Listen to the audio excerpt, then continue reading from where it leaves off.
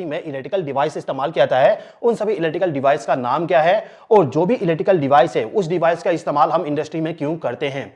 जैसे कि आप यहां पे देख सकते हो, मेरे पास में यहां पे इस वाले पैनल पे बहुत सारा इलेक्ट्रिकल डिवाइस लगे हुए हैं। तो सबसे पहले हम स्टार्ट करते हैं सबसे नीचे में, जो कि आपको मालूम ही है। आपको जैसे कि मालूम है, हमारे घरों में इस प्रकार का एमसीबी भी इस्तेमाल किया जाता है। एमसीबी का फुल फॉर्म होता है मिनिएचर सर्किट ब्रेकर। ये जो डिवाइस है, इस डिवाइस का यदि हम इस्तेमाल करेंगे तो इसके जरिए हमें ओवरलोड और शॉर्ट सर्किट से प्रोटेक्शन मिल जाता है। साथ ही साथ में इस प्रकार का जो इलेक्ट्रिकल डिवाइस होता है, इसके जरिए हम पावर सप्लाई को चालू भी करते हैं और पावर सप्लाई को बंद भी करते हैं।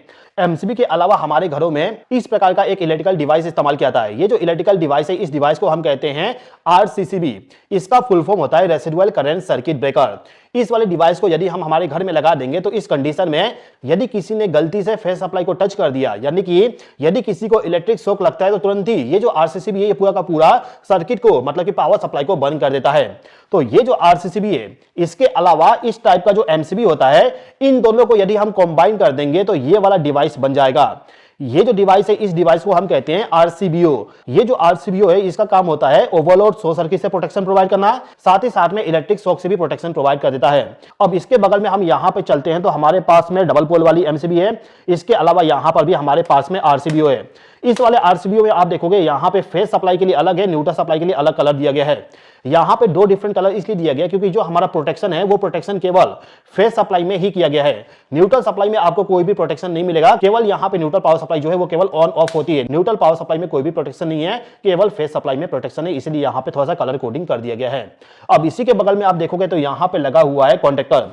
इसके ऊपर में क्या लगा हुआ है, इसको मैं थोड़ा रुक के बताऊंगा। सबसे पहले इसको निकाल लेता हूं और सबसे पहले कॉन्टेक्टर के बारे में समझ लेते हैं।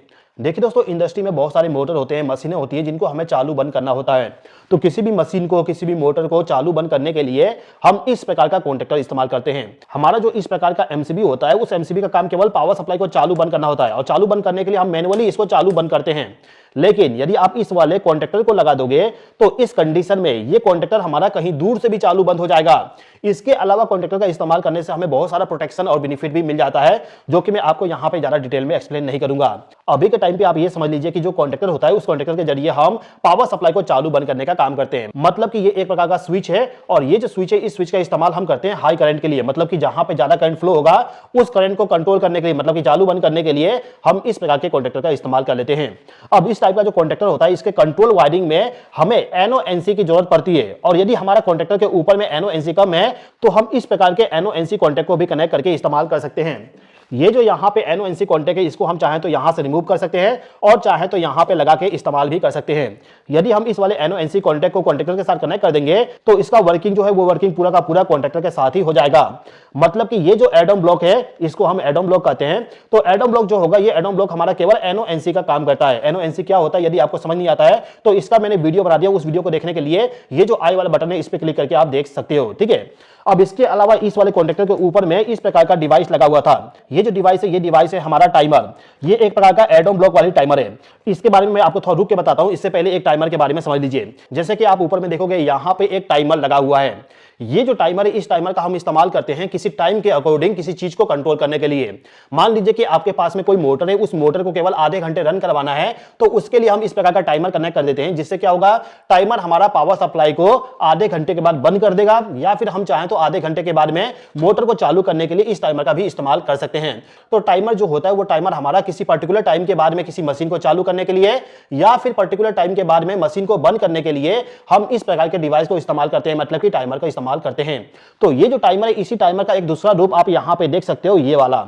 उस वाले टाइमर को ऑपरेट करवाने के लिए हमें पावर सप्लाई प्रोवाइड करना पड़ता है, लेकिन इस वाले टाइमर को ऑपरेट करवाने के लिए हमें केवल कॉन्टेक्टर को चालू करना पड़ता है। जैसे ही कॉन्टेक्टर चालू होगा, इसका भी टाइम काउंट होना स्टार्ट हो जाएगा। इस टाइप का टाइमर हमारा ऑन डिले और ऑफ डिले में आता है। ये जो टाइमर लगा हुआ, ये हो गया यहां पे ऑफ डिले। आप देखोगे यहां पे लिखा हुआ है ऑफ डिले, और इसी के बगल में आप देखोगे यहां पे एक और टाइमर लगा हुआ है और ये टाइमर हमारा है ऑन डिले। आप यहां पे देख सकते हैं, इसके ऊपर में लिखा हुआ है on delay. On delay timer और ऑफ डिले टाइमर क्या होता है और इनके बीच में डिफरेंस क्या है, यदि आप सीखना चाहते हो तो इसका भी वीडियो मैंने बना दिया हूं, आई बटन पे आपको लिंक मिल जाएगा। ठीक है, अच्छा यहां पे आप देखोगे मेरे पास में यहां पे एक और डिवाइस है। ये डिवाइस होता है वोल्टेज से प्रोटेक्ट करने वाली डिवाइस। जैसे कि आप लोगों ने देखोगे हमारे घरों में जो पावर सप्लाई आती है वो पावर सप्लाई कभी कभी बढ़ जाती है, कभी कभी कम हो जाती है, मतलब कि हाई वोल्टेज होता है, कभी कभी लो वोल्टेज हो जाती है। तो हाई वोल्टेज से और लो वोल्टेज से प्रोटेक्ट करने के लिए हम इस प्रकार के डिवाइस का इस्तेमाल करते हैं। इस वाले डिवाइस को हम कहते हैं वोल्टेज मॉनिटरिंग रिले या फिर वोल्टेज प्रोटेक्शन डिवाइस। ठीक है, इसी के बगल में यहां पे एक पल्स वाली रिले है। इस रिले का काम होता है चालू और बंद करना, मतलब कि जिस प्रकार से हमारा स्विच होता है सेम इसी प्रकार से होता है ये भी। इसमें हमें पावर सप्लाई प्रोवाइड करना होता है। पावर सप्लाई प्रोवाइड करेंगे तो ये एक बार में ऑन हो जाएगा, दूसरी बार पावर सप्लाई प्रोवाइड करने पे ये ऑफ हो जाएगा। मतलब कि यदि हम एक बार पल्स सिग्नल देंगे तो ये ऑन हो जाएगी और दूसरी बार पल्स सिग्नल देने पे ये ऑफ हो जाएगा। इसके बगल में जो यहाँ पे ये वाला डिवाइस है, ये डिवाइस भी हमारा कॉन्टेक्टर है। मतलब कि जिस प्रकार से ये वाला कॉन्टेक्टर है सेम टू सेम ये वाला भी हमारा कॉन्टेक्टर है। इसका भी working same to same contactor के जैसे ही है। इसके बगल में यहाँ पे टाइम स्विच लगा हुआ है, मतलब कि एक टाइमर है जिसपे हम टाइम को प्रोग्राम करके अपने टाइम के अकॉर्डिंग किसी डिवाइस को चालू बंद करवा सकते हैं। इस वाले टाइमर में डिस्प्ले दिया गया, मतलब कि ये डिजिटल वाली टाइम स्विच है। ठीक है, अब इसी के ऊपर में देखोगे यहां पर भी डिजिटल वाली टाइमर है। इस वाले टाइमर में हम टाइम को प्रोग्राम करके आसानी से टाइम के अकॉर्डिंग किसी भी डिवाइस को चालू बंद कर सकते हैं। यहां पे एमसीबी है, ये है हमारा टाइमर। इस टाइप का टाइमर का इस्तेमाल मोस्टली कंडीशन में जो स्ट्रीट लाइट होती है उसको चालू बंद करने के लिए इस्तेमाल करते हैं। वैसे ये जो सभी इलेक्ट्रिकल डिवाइस है इनका वीडियो मैंने ऑलरेडी बना दिया हो। यदि आप इन सभी डिवाइस में से किसी भी डिवाइस के बारे में जानना चाहते हो तो इसके लिए मेरा जो यूट्यूब चैनल है वहां पर जाके आप देख सकते हो, वीडियो आपको मिल जाएगा। आपको थोड़ा सा खोजना पड़ेगा लेकिन हर एक डिवाइस का आपको अलग अलग वीडियो मिल जाएगा। मतलब कि यहां पे ये वाला टाइमर जो है इसका इस्तेमाल कैसे करेंगे, किस प्रकार से वायरिंग करेंगे उसका भी वीडियो आपको मिल जाएगा। इस वाले टाइमर का भी आपको वीडियो मिल जाएगा। ये जो यहाँ पे मैकेनिकल टाइमर है इस टाइमर का भी वर्किंग कैसे होती है, किस प्रकार से वायरिंग करते हैं उसका भी वीडियो आपको मिल जाएगा। इसके अलावा दोस्तों मैं आपको बताना चाहूंगा यदि आप इलेक्ट्रिकल वायरिंग को सीखना चाहते हो तो मैंने एक कोर्स बनाया हूं जिस कोर्स की मदद से आप आसानी से किसी भी इलेक्ट्रिकल पैनल का वायरिंग, किसी भी स्टार्टर का वायरिंग सीख सकते हो। तो यदि आप इलेक्ट्रिकल वायरिंग को सीखना चाहते हो तो इसके लिए मेरा जो इलेक्ट्रिकल टेक्नीशियन वाली ऐप है उसको आप डाउनलोड कर लीजिएगा। ऐप को डाउनलोड करने का लिंक मैंने डिस्क्रिप्शन में दे दिया हूं। साथ ही साथ में जो कोर्स है इलेक्ट्रिकल वायरिंग का उस कोर्स का भी लिंक मैंने डिस्क्रिप्शन में दे दिया हूं, वहां पे क्लिक करके आप कोर्स को ज्वाइन कर सकते हो। चलिए अब हम यहां पे बाकी डिवाइस के बारे में भी समझ लेते हैं। जैसे कि मैंने आपको थोड़ी देर पहले बताया ओवर वोल्टेज अंडर वोल्टेज से प्रोटेक्ट करने के लिए हम एक डिवाइस का इस्तेमाल करते हैं जिसको हम कहते हैं वोल्टेज मॉनिटरिंग रिले।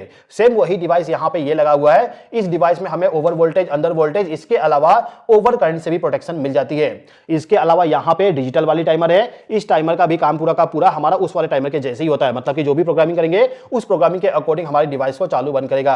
यहां पे लगा हुआ है वीएमआर जो कि ये वाला है, यहां पर भी टाइमर है। इसके अलावा आप देखोगे यहां पे ये वाला डिवाइस लगा हुआ है। ये जो डिवाइस है इस डिवाइस को हम कहते हैं फ्यूज। ये जो पूरा हिस्सा इसको हम कहते हैं फ्यूज होल्डर और इसके अंदर में हम फ्यूज को डालते हैं इस प्रकार से। ये होता है फ्यूज। फ्यूज का काम हमारा सेम टू सेम एमसीबी के जैसे होता है, मतलब कि ओवर करंट और शॉर्ट सर्किट के कंडीशन में ये फ्यूज हमारा ब्लोन हो जाएगी। तो इंडस्ट्री में फ्यूज को लगाने के लिए हम इस प्रकार का फ्यूज होल्डर का इस्तेमाल करते हैं। इसको मैं यहां पे दोबारा लगा देता हूं और बंद कर देता हूं। इसके बगल में यहां पे वोल्ट मीटर है। इस वाले वोल्ट मीटर में आप आर वाई बी तीनों फेज के वोल्टेज को मेजर कर सकते हो और इस वाले वोल्ट मीटर में केवल एक फेज के वोल्टेज को मेजर कर सकते हो। आप चाहें तो फेज टू फेज वोल्टेज को मेजर कर लीजिए या फिर फेज टू न्यूट्रल वोल्टेज को मेजर कर लीजिए। दोनों कंडीशन में हमारा ये वोल्ट मीटर काम आ जाएगा। इसके अलावा यहां पर भी मेरे पास में बहुत सारा फ्यूज होल्डर है जिसके अंदर में फ्यूज ऑलरेडी लगा हुआ है। ये है हमारा over voltage under voltage protection relay जो कि मैंने आपको बता दिया। यहां पर है फ्रीक्वेंसी मीटर, मतलब कि जो हमारे घर में पावर सप्लाई आती है उस पावर सप्लाई का फ्रीक्वेंसी कितना है, यदि आप उसको चेक करना चाहते हो तो इस वाले फ्रीक्वेंसी मीटर का इस्तेमाल करना पड़ेगा। इसके अलावा यहां पे अमीटर वोल्ट मीटर है जिसके जरिए हम करंट और वोल्टेज दोनों को मेजर कर सकते हैं। अब यहां पर है रिले। रिले का काम भी सेम टू सेम कॉन्टेक्टर के जैसे होता है, मतलब कि रिले भी हमारा एक प्रकार का स्विच है, लेकिन इस वाले स्विच का इस्तेमाल हम लो करंट के लिए करते हैं। मतलब कि यदि 1-2 एम्पीयर का करंट फ्लो हो रहा है तो उस जगह पे हम इस वाले रिले का इस्तेमाल कर लेंगे। वैसे रिले का इस्तेमाल मोस्टली कंडीशन में हम कंट्रोल सर्किट में करते हैं। रिले के बारे में यदि आप डिटेल से समझना चाहते हो तो वीडियो मैंने बना दिया हूं, वहां पे आप जाके देख सकते हो। इसके अलावा यहां पे देखोगे टाइमर लगा हुआ है, इसके बारे में ऑलरेडी बता दिया हूं।